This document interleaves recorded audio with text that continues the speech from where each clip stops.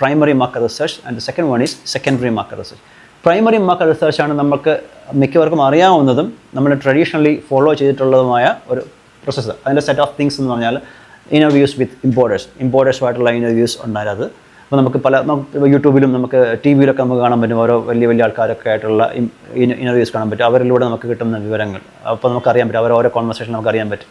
രണ്ടും സർവേസ്, ഇത് ഓരോ ഇൻഡസ്ട്രിയൽ ടോക്സ്. ഇപ്പം എന്ന് പറഞ്ഞാൽ CNBC, ദെൻ ഹുറൂൺ ഇന്ത്യ, ഇവരൊക്കെ സർവേ കണ്ടക്ട് ചെയ്യുന്ന ആൾക്കാരാണ്. സിമ്പിൾ എക്സാമ്പിൾ പറഞ്ഞാൽ ഈ സർവേയിൽ ഇവരുടെ ആർട്ടിക്കിൾസൊക്കെ ഇവൻ നമ്മുടെ ഇക്കണോമിക് ടൈംസിലൊക്കെ വരാറുണ്ട് ഇടയ്ക്കിടയ്ക്ക്. ഇവൻ മലയാളം മനോരമയ്ക്കകത്തും വരാറുണ്ട്.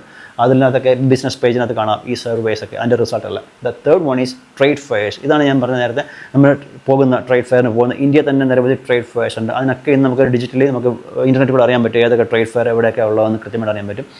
അതിനെ ഡീറ്റെയിൽ ചെയ്ത് നമുക്ക് റിസർച്ച് ചെയ്യാൻ പറ്റും. The last one is direct buyer meetings. ഇപ്പോൾ നമ്മൾ ട്രേഡ് ഫെയറിന് പോകുന്ന ഒരു ഡയറക്റ്റ് ബയർ മീറ്റിംഗ്സ് ഉണ്ട്. Then the second one is secondary research. ഈ സെക്കൻഡറി റിസർച്ചിനാണ് ഇപ്പം നമ്മൾ പറയേണ്ടത്, നമ്മൾ ഇനി അങ്ങോട്ട് ചെയ്യേണ്ടതുമായിട്ടുള്ള നമ്മുടെ ടൈം ഇൻവെസ്റ്റ് ചെയ്യേണ്ടത് ഇവിടെയാണ്. ഇതിൽ നമുക്ക് ട്രേഡ് ഡേറ്റാ ബേസസ്, ഈ ഡേറ്റാ ബേസിനെ കുറിച്ചും പറയാനുണ്ട്. ഡേറ്റാ ബേസ് വാങ്ങാൻ കിട്ടും പലയിടത്തും ഇല്ലേ. അപ്പം ഞാൻ ചോദിക്കുന്നത്, നിങ്ങളെപ്പോലെ ഈ ഡേറ്റാ ബേസ് അവർ ഹൺഡ്രഡ്സ് ഓഫ് തൗസൻഡ്സ് ഓഫ് ആൾക്കാർ സെല് ചെയ്തുകൊണ്ടിരിക്കുക ദിവസവും. അപ്പം ഞാൻ വീണ്ടും ചോദിക്കണം, ഈ ബയേഴ്സിൻ്റെ ജോലി ഇതാണോ? എനിക്ക് മെയിൽ വരുന്നുണ്ടോ നോക്കി അവർക്കതൊന്നും നോക്കുക, അവർ നോക്കത്ത് പോലുമില്ല. അതുകൊണ്ടാണ് there is no wonder you are not getting any reply. അത്രേ ഉള്ളൂ. അപ്പോൾ നമുക്ക് റിപ്ലൈ വരില്ല അതിൻ്റെ അകത്തേക്ക് അയച്ചു കഴിഞ്ഞാൽ. വന്നാൽ ലക്ക്, വന്നാൽ അതുകൊണ്ടൊരു സെയിൽസ് ക്രിയേറ്റ് ആയിട്ട് എനിക്ക് എൻ്റെ അറിയിലില്ല. ഞങ്ങളുടെ ഇനിഷ്യൽ സ്റ്റേജിൽ വേറെ അയച്ചിട്ടുണ്ട്, ഒരു മെയിലിന് മറുപടി വന്നിട്ടുണ്ടെങ്കിൽ ഹായ് ഹൗ ആർ യു ഇത് തന്നെ ഉള്ളൂ. ദെൻ ഈ ഡേറ്റാ ബേസ് നമ്മൾ പറയുമ്പം നിങ്ങൾക്ക് ഓരോരുത്തർക്കും ഡേറ്റാ ബേസ് ക്രിയേറ്റ് ചെയ്യാൻ പറ്റും. നിങ്ങളുടെ കസ്റ്റമൈസ്ഡ് ആയിട്ടുള്ള ഡേറ്റാ ബേസ് ക്രിയേറ്റ് ചെയ്യാൻ. ഞാൻ നേരത്തെ പറഞ്ഞു ബിസിനസ്സിൽ സ്ട്രാറ്റജി ഉണ്ട്, അത് ഇംപ്ലിമെൻറ്റ് ചെയ്യാനുള്ള സ്കിൽ സെറ്റ് ഉണ്ടെന്ന് പറഞ്ഞ്. This is one of your skill set you need to develop in export business strongly. ഇത് നിങ്ങൾക്ക് സ്വന്തമായിട്ട് ഉണ്ടാക്കാൻ പറ്റും. മനസ്സിലായല്ലേ? അതിനുള്ള വഴികൾ ഇവിടെ ഉണ്ട്.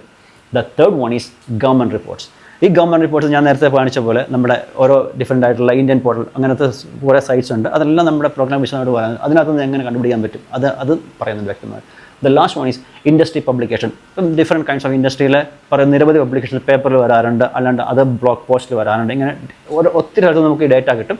ഇത് വെച്ച് നമുക്ക് മാർക്കറ്റ് റിസർച്ച് ചെയ്യാൻ പറ്റും.